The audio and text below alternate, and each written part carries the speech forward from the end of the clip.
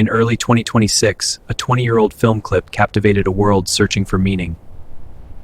Werner Herzog's Encounters at the End of the World sought the strange and the profound. Antarctica, a continent of stark beauty, where life clings to the edge of possibility.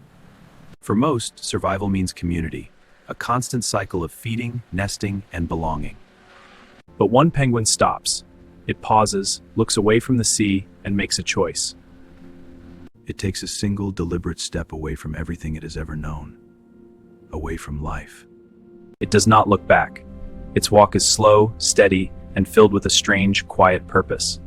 Biologists call it disorientation, a navigational error, a tragic flaw in instinct. But the filmmaker saw something else, a mystery, a death march towards the unknown. 70 kilometers of ice and snow lie ahead. No food, no companion, only the mountain. The sounds of the colony fade.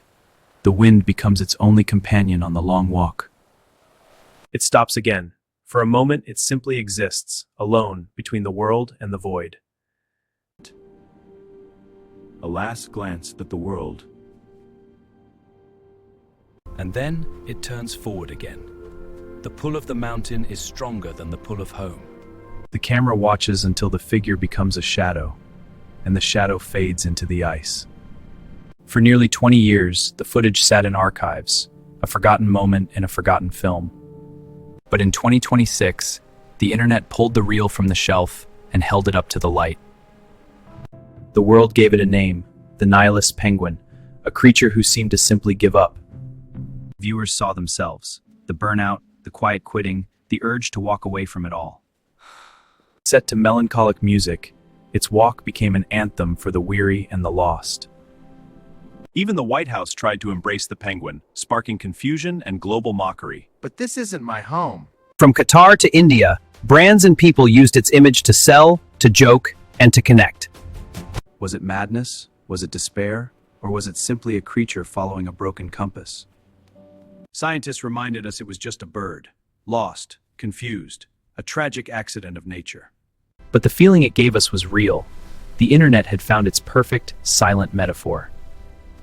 In its silence, we projected our loudest fears. In its solitude, we saw our own isolation.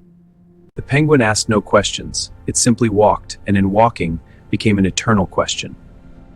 We will never know why. And perhaps, that is the only honest answer there is. A bird, a mountain, and a walk that taught millions it's okay to feel lost sometimes. In the end, the penguin was never about nihilism. It was about the stories we need to survive.